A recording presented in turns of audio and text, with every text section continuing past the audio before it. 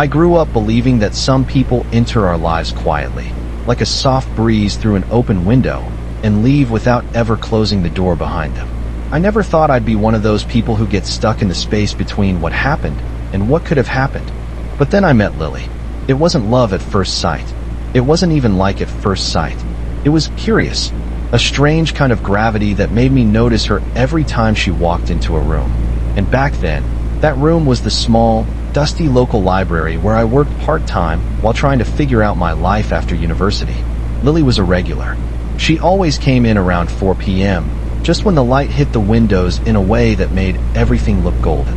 She would sit at the same table, place her cup of tea on the left side, and pull out an old, battered notebook covered in doodles and tiny pressed flowers. One day, as I was shelving books nearby, a folded piece of paper fell from her notebook and landed at my feet. I picked it up before I even thought to call her name. There was a sentence written in tiny handwriting. Some feelings are too loud to say out loud. I froze, because I understood that too well. Before I could stop myself, I asked, "Is this yours?" She looked up at me with eyes that carried both shyness and something fiery underneath. "Yes," she said. "It's a note for a letter I'll probably never finish." The first letter. That evening, we talked for the first time. Not about anything huge, just books, music, why tea tastes better in winter. But there was something about the way she listened that made my words feel lighter. The next day, I found a small envelope on the library desk. No name, no stamp, just a letter inside. "Thank you for picking up my words yesterday. I don't know why, but it mattered." She had left it for me. A letter.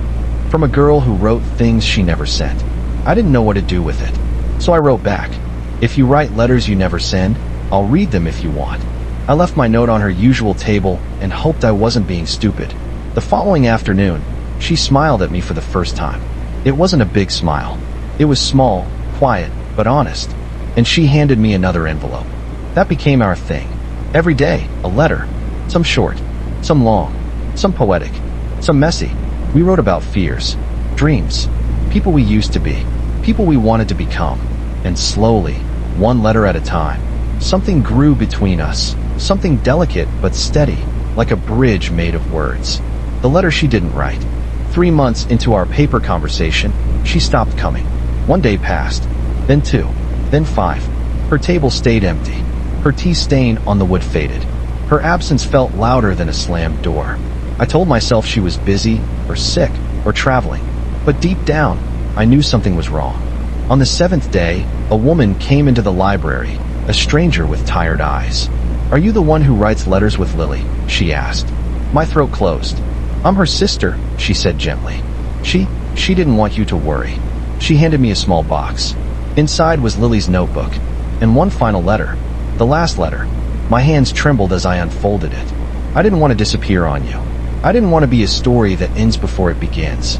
But I'm sick, really sick, and I don't know how much time I have before the words stop coming out the way they should. I didn't tell you because writing to you was the first time in years I felt like I was living instead of waiting. You made ordinary days feel worth writing about. If this is the last letter I ever send you, I need you to know something. Loving you through words was the bravest thing I've ever done." I didn't cry. Not at first. I think I was too shocked to react at all. Her sister told me Lily had been moved to a care center 2 towns away. No visitors allowed at the time. Her condition unpredictable. I spent nights rereading every letter, tracing her handwriting as if it could answer the questions she left behind. The letter she should have read. 2 months later, the library received a call. Lily was stable. Visitors allowed. I went the very next morning, holding a letter I had rewritten at least a dozen times. When I walked into her room, she looked tired but still unmistakably herself, quiet and bright at the same time, like a candle that refuses to go out. She smiled weakly. "You came," she whispered. "I never stopped writing to you," I said. "Did you bring a letter?" "I brought the only one that matters." I handed it to her. She unfolded it slowly.